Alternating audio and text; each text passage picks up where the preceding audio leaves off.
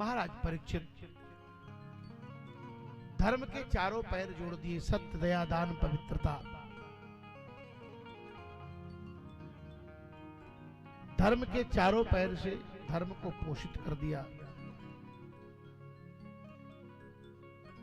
एक दिन महाराज परीक्षित अपने से गलती कर दी। क्या हुआ? कहा परीक्षित एक दिन मुकुट धारण करके शिकार खेलने के लिए चले। कलयुग ने कहा पहले इन्हीं पर आक्रमण करो, पहले सत्ता को अपने शासन में लो, पहले सरकार हमारी बनेगी और हम शासन में आएंगे। डेमोक्रेसी क्या है? कुछ लोग ऐसे हैं जिनका यही काम है, केवल परिवार बढ़ाओ।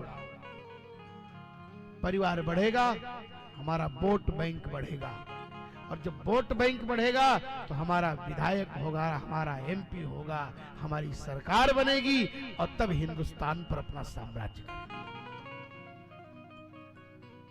एक दो बच्चे नहीं, 10-20 बच्चे पैदा करो, कोई बात नहीं, जितना पैदा करना करते जाओ, संख्या बढ़ाओ, क्योंकि संख्या पर ही काम चल रहा है। ये बात बड़े ध्यान से समझने योग्य है।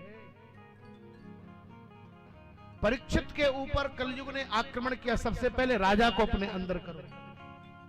महाराज परीक्षित आखेट करने के लिए, शिकार खेलने के लिए गए, जंगल में चले गए, वन्य प्रदेश की यात्रा की। प्यास लग गई, भूख भी लगी, प्राण निकलने की स्थिति आ गई। थोड़े ही दूरी पर एक महात्मा का आश्रम था। महात्मा समाधि में बैठे हुए थे। समीक को ऐसा परीक्षित को ऐसा लगा कि महात्मा मुझे देख करके आंखें बंद कर ली। वस्तुतः ऐसा तो था नहीं। शौनक ने पूछा उनका नाम क्या था? बोले समीक। महात्मा समीक समाधि में बैठे हुए थे। परीक्षित समझ नहीं पाए। परीक्षित को क्रोध आया, मैं यहाँ का सम्राट, मेरे आने के बाद इसको खड़े होकर मेरा अभिवादन करना चाहिए, पर इसने मुझे जल भी नहीं पिलाया, मेरा सम्मान भी नहीं किया। महात्मा मुझे देखकर आंखें बंद कर ली। महात्मा के गले में मरा हुआ एक सांप धनुष की कोटि से उठाकर पहना दिया। महात्मा समाधि में संलग्न थे, पर महात्मा के पुत्र को पता चला मेरे पिता के गले में सांप लगा दिया परीक्षित ने। कौशिकी नदी के किनारे महात्मा का 5 वर्ष का पुत्र, जिनका नाम था श्रृंगी, उसने आचमन करके और मंत्र का आवाहन किया और कहा इति लंघित मर्यादम तक्षकः सप्तमे हनी दंक्षति स्म कुलांगारो चोदितो मे तदद्रोह। अरे परीक्षित, तुमने मेरे पिता के गले में शाप लगाया है, जाओ मैं तुम्हें शाप देता हूं, आज के 7वें दिन तुम्हें सांप डस। परीक्षित को शाप दिया। श्रृंगी आकर समीक के सामने रोना शुरू किया। श्रृंगी के रुदन से महात्मा समीक की समाधि टूटी। समीक ने कहा बेटा क्यों रो रहे हो? तब उन्होंने कहा पिताजी आपके गले में परीक्षित ने सांप लगा। अरे परीक्षित आए थे? कहा जी, अरे मैं तो उठकर उनका अभिवादन नहीं किया। अच्छा एक काम है, कुछ कहा तो नहीं? बोले सांप दे दिया।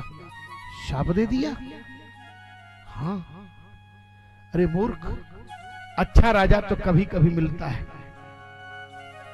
कभी कभी अच्छे राजा का शासन में, सत्ता में आने का सौभाग्य मिलता है। कभी कभी राष्ट्र में धर्म प्रिय, धर्म प्राण महात्मा के रूप में कोई सिंहासन पर बैठता है, और तुमने ऐसा किया। ऐसा करना तो अपराध था। महात्मा ने बहुत डांटा और पश्चाताप भी किया, मुझसे अपराध हो गया, ऐसा नहीं करना चाहिए। गौरमुख नाम के शिष्य को बुलाया, कहा महाराज परीक्षित को जाकर बताओ 7वें दिन मरना निश्चित है। महाराज परीक्षित को गौरमुख ने जाकर के सूचना दी, और जो ही परीक्षित ने मुकुट उतारा तब तक याद आया, अरे मुझसे तो अनर्थ हो गया। क्या? कहा मैंने तो सत्ता के मद में आकर महात्मा का अपमान कर दिया। याद कर लीजिए, आप सत्ता के मद में यदि महात्मा का अपमान करेंगे तो परमात्मा आपको छोड़ने वाला नहीं। परीक्षित ने राजसी वस्त्र का त्याग किया, बलकल वस्त्र धारण करके भगवती भागीरथी गंगा के पावन तट पर पधारे। वहां जाकर के आमरण अनशन ले लिया, आसन लगाकर बैठ गए। महात्मा उपस्थित हो रहे हैं, बड़े बड़े संत वहां आ रहे हैं, सभी संतों को प्रणाम कर रहे हैं और एक ही प्रश्न कर रहे हैं कि हे महात्मन, हमारा एक ही प्रश्न है, संसार में रहने वाले और संसार से जाने वाले को क्या करना? म्रियमाणस्य सर्वथा। प्रभु, म्रियमाण पुरुष, म्रियमाण शब्द सानच प्रत्यय से बनता है, अर्थात वर्तमान काल का बोधक है। दुनिया में जितने भी जीव हैं सब मर रहे हैं, कोई जीने वाला नहीं, सबको मरना है। तो मरने से बचने का उपाय क्या है? ऐसी चर्चा चल रही थी। महात्माओं ने कहा, अगर भागवत की कथा आप सुन लें तो मृत्यु के भय से मुक्ति मिलेगी। भागवत कथा व्यक्ति को मरने के भय से मुक्त करती है। ध्यान से सुनें, हम मृत्यु के भय से हर क्षण मर रहे हैं। अब इसका मतलब ये नहीं कि भागवत कथा सुने बोले भय नहीं ट्रेन से आकर लड़ जाए, नहीं। जो मरने का भय है, मरने से सब जग डरा, मेरे मन आनंद, कब मरी हो कब भेटी हो पूरन परमानंद। महात्माओं से प्रश्न किया परीक्षित ने। महात्माओं ने कहा, भैया अगर भागवत की कथा हो जाए तो सुनाओ महाराज व्यास जी। व्यास जी ने कहा, मैं नहीं सुना सकता। क्यों? क्योंकि मैं लेखन किया हूं, वाचन नहीं कर सकता। लेखन और वाचन में अंतर है। लेखन करने में सुधार हो सकता है, लेकिन वाचन में सुधार संभव नहीं है। तीर कमान से और बात जुबान से। ऐसी चर्चा चल रही थी। तत्रा भवद भगवान व्यासपुत्र यदिच्छया गामट मानो नपेक्ष अलक्ष लिंगो निजलावतुष्टो बतश्चवालई अवधूतवेश। ऐसी चर्चा चल ही रही थी, भगवान ही सुखदेव जी बनकर प्रकट हो गए। प्रेम से बोले सुखदेव जी महाराज की जय। सुखदेव जी का स्वागत हुआ। परीक्षित ने प्रणाम किया, कहा महाराज येषाम संस्मरणात् पुंसाम सत्यः सत्यन्ति वै गृहाः। अरे जिनके स्मरण से व्यक्ति का घर पवित्र हो जाए, आज तो मेरे घर में आप पधारे हो महाराज। आपसे प्रश्न करना चाहता हूं, आप अतिथि रूप में आए हो। महात्माओं ने कहा, भूमिका मत बनाओ, क्योंकि गोदोहन मात्र तक ही रुकते हैं। 6 मिनट में एक गाय दोही जाती है, इसके बाद सुखदेव जी चले जाएंगे। तुरंत परीक्षित ने कहा, अतः पृच्छामि संसिद्धिं योगिनां परमं गुरुं पुरुषस्य यत् कार्यं म्रियमाणस्य सर्वथा। हे योगियों के परम गुरु, यह परीक्षित आपसे प्रश्न करता है कि संसार में रहने वाला और संसार से जाने वाले को क्या करना। इतना सुन करके सुखदेव जी बहुत प्रसन्न हुए। सुखदेव जी ने कहा, वरीयानेशते प्रश्नः कृतं लोकहितं नृपः। वरीयानेशते प्रश्नः कृतो लोकहितं नृपः। राजन, तुमने बड़ा सुंदर प्रश्न किया, लोक कल्याण के लिए। यह भागवत कथा जो हो रही है लोक कल्याण के लिए हो रही है। सब सुने, सबको अधिकार है, चाहे वो छोटा हो बड़ा हो, अमीर हो गरीब हो, धार्मिक हो नास्तिक हो, सबको सुनने का अधिकार है। राजन, दिन तो बीत रहा है अपने परिवार में, रात बीत रही है, सोने में जीवन बहुत थोड़ा है। 100 वर्ष की उम्र में 50 वर्ष तो रात ही में बीत गया, 25 वर्ष तो दिन में ही बीत गया। जोड़ लीजिए कितना बचता है। इसलिए राजन, तस्मात् भारत सर्वात्मा भगवान ईश्वरो हरि। भगवान कहा क्यों? बोले जो वर्तमान विद्यमान हो उसका नाम भगवान है। ईश्वर क्यों कहा? कहा कर्तुम अकर्तुम अन्यथा कर्तुम स ईश्वर। हरि क्यों कहा? बोले हरत जीवानाम पापानी, जो जीव के पाप को हर ले उसका नाम हरि है। 3 बातें याद रखो। श्रोतव्य, भगवान की कथा सुनो, भगवान का कीर्तन करो और भगवान का स्मरण करो। रोज स्मरण करना है भगवान का और मृत्यु का। बिस्तर पर जाएं तो ये स्मरण करें कि मुझे मरना है, ये तय कर लें। और अब सोने जा रहे तो मरने जा रहे हैं, सोना मरना बराबर है, लेकिन स्मरण परमात्मा का करते रहो।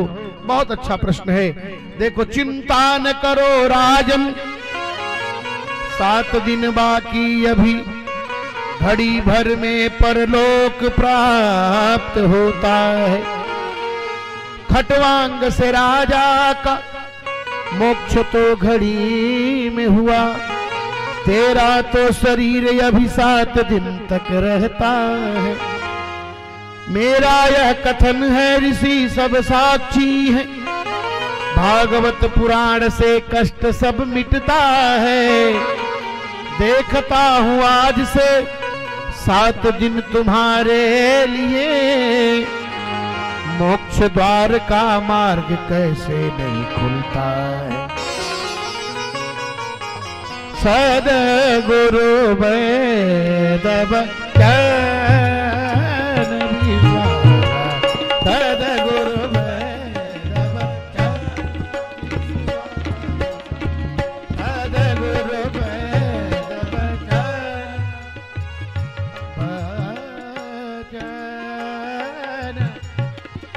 सद्गुरु वेद वचन, सद्गुरु वेद वचन विश्वास, सद्गुरु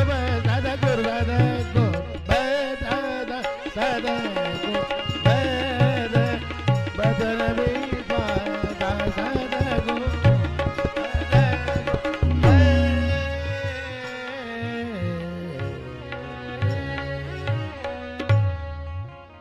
सदगुरु की बातों पर विश्वास करो।